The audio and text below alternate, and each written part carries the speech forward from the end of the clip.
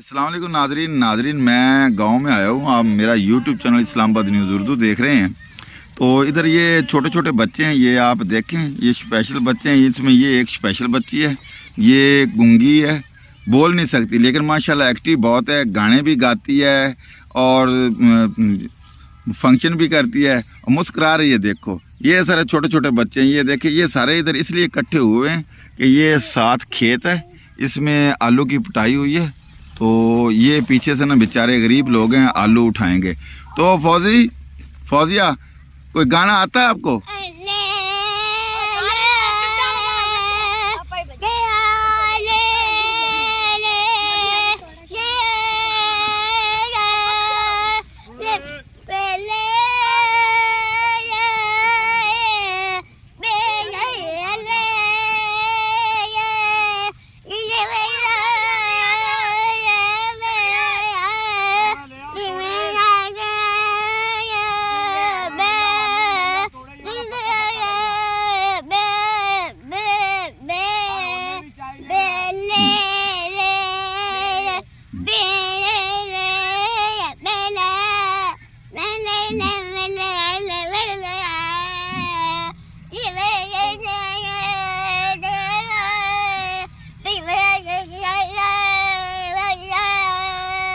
अच्छा फौजी, आप ऐसे करो, खड़ी होकर ना एक्शन बना के